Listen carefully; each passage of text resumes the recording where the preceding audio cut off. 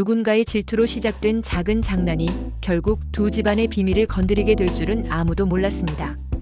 양동익은 요즘 들어 이상할 정도로 바빠졌습니다. 겉으로 보기에는 양지바른 한의원 원장으로서 환자를 보고 지역 행사에 얼굴을 비추는 평범한 일상이었는데요. 하지만 그 속에는 치밀한 계산이 숨어 있었습니다. 바로 공정한을 붙잡아두는 일이었습니다. 공정한이 온정동을 떠날 수도 있다는 소식이 돌기 시작했기 때문입니다.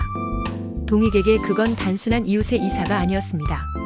공정한이 떠나버리면 자신이 추진하고 있는 지역 방송 프로그램 출연 계획도 흔들리게 되고 상인회장 승계와 시의원 도전까지 엮여있는 정치적 그림이 모두 흐트러질 수 있었거든요. 차세리는 그런 동익의 속내를 정확히 읽고 있었습니다. 차세리는 늘 그렇듯 조용히 차를 내리며 말했는데요.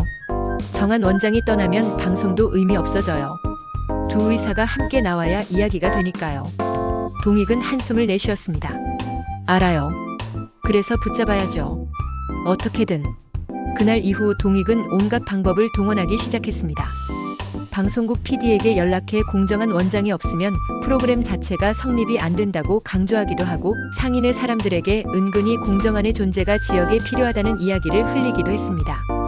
겉으로는 지역 의료 홍보를 위해서라는 명분을 내세웠지만 사실은 자신이 공정한과 함께 방송에 출연해야 정치적으로 더 빛날 수 있다는 계산이었습니다. 하지만 동익의 마음 한편에는 묘한 감정이 자리하고 있었습니다. 공정한이 일부러 동전 던지기에 져주었다는 사실을 알게 된 뒤부터 동익은 공정한을 볼 때마다 복잡한 감정이 올라왔거든요. 나를 동정해서 진 거냐? 그 질문은 아직도 마음속에서 사라지지 않았습니다. 한편 공정한은 여전히 동네 의원에서 환자들을 보고 있었습니다. 공명정대한 의원이라는 이름처럼 정한은 환자들에게는 늘 따뜻한 의사였습니다. 하지만 한성민은 남편의 미묘한 변화를 느끼고 있었습니다. 당신 요즘 뭔가 숨기죠? 성미가 그렇게 묻자 정한은 웃으면서 넘겼습니다. 숨기는 건 아니고 그냥 생각이 좀 많아요. 정한은 사실 이사를 진지하게 고민하고 있었습니다. 온정동에서 평생을 보냈지만 가족을 위해 다른 선택을 해야 할 때가 온 것 같다는 생각이 들었거든요. 그 사이 한성미 역시 현실적인 고민에 부딪히고 있었습니다. 방송 출연과 광고 촬영까지 결심했지만 현실은 생각보다 만만하지 않았습니다. 카메라 앞에서는 늘 당당했던 성미도 막상 촬영이 시작되면 긴장이 되더라고요. 정신과 의사가 긴장하면 안 되는 거 아니에요? 스태프가 농담처럼 말하자 성미는 웃었지만 속으로는 씁쓸했습니다. 가족을 위해 시작한 일이었지만 점점 자신이 무엇을 위해 애쓰고 있는지 헷갈리기 시작했거든요. 그 무렵 태안그룹 패션 사업부에서는 또 다른 감정의 소용돌이가 시작되고 있었습니다. 공주와는 예상치 못한 소식을 들었습니다. 양현빈이 소개팅을 했다는 이야기였습니다. 그 이야기를 전해준 사람은 양은빈이었습니다. 현빈의 동생인 은빈은 일부러 장난스럽게 말했지만 주아의 표정이 굳어지는 걸 보고 잠깐 당황했습니다. 아니 뭐 그냥 가볍게 만난 거래요. 주아는 아무렇지 않은 척 웃었습니다. 그래요? 잘 됐네요. 하지만 그날 밤 주아는 잠이 오지 않았습니다. 현빈과 친구로 지내기로 한 건 자신이었는데 왜 이렇게 마음이 아픈지 스스로도 이해되지 않았습니다. 결국 주아는 충동적인 선택을 합니다. 나도 소개팅 할래. 주아는 일부러 소개팅을 잡았습니다. 상대는 태안그룹과 협업하는 브랜드의 젊은 CEO였습니다. 조건도 좋고 외모도 괜찮은 사람이었죠. 하지만 그 소개팅은 사실상 작전이었습니다. 현빈의 질투를 유도하기 위한. 소개팅 자리에서 주아는 일부러 밝게 웃고 상대의 이야기에 적극적으로 반응했습니다. 그런데 이상하게도 마음은 자꾸 현빈 쪽으로 향하고 있었습니다. 그때 식당 문이 열리고 우연히 양현빈이 들어왔습니다. 현빈 역시 비즈니스 미팅을 위해 그곳에 온 것이었습니다. 현빈의 시선이 주아와 마주쳤습니다. 잠깐의 정적이 흐르더니 현빈은 웃으며 인사를 했습니다. 소개팅인가요?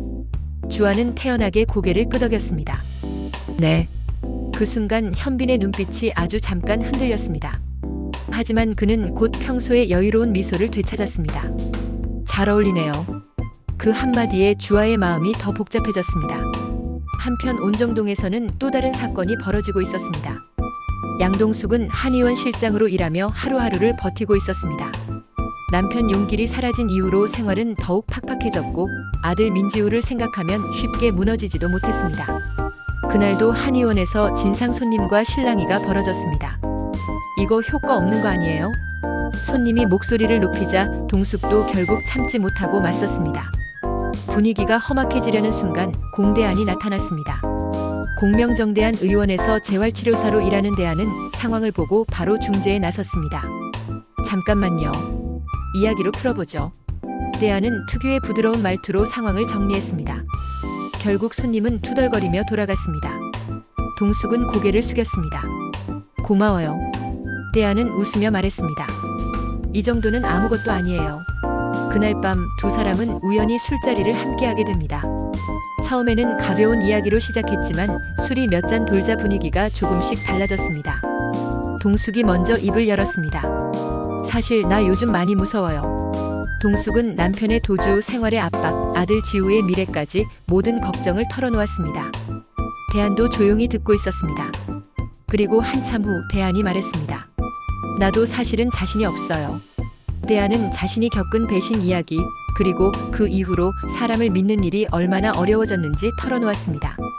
두 사람 사이에는 묘한 공감이 흐르기 시작했습니다. 하지만 그 순간 누군가 두 사람의 모습을 멀리서 지켜보고 있었습니다. 차세리였습니다. 세리는 그 장면을 보고 잠시 생각에 잠겼습니다. 그리고 조용히 중얼거렸습니다. 이 동네 생각보다 재미있어지겠는데. 세리의 머릿속에는 이미 또 다른 계산이 돌아가고 있었습니다. 사랑, 정치, 가족, 그리고 돈. 모든 것이 서로 얽히기 시작하고 있었습니다. 그리고 그 중심에는 아직 아무도 눈치채지 못한 오래된 비밀이 남아 있었습니다. 그 비밀이 드러나는 순간 온정동의 관계는 완전히 뒤집히게 될 겁니다. 하지만 지금은 아무도 그 사실을 모르고 있었습니다.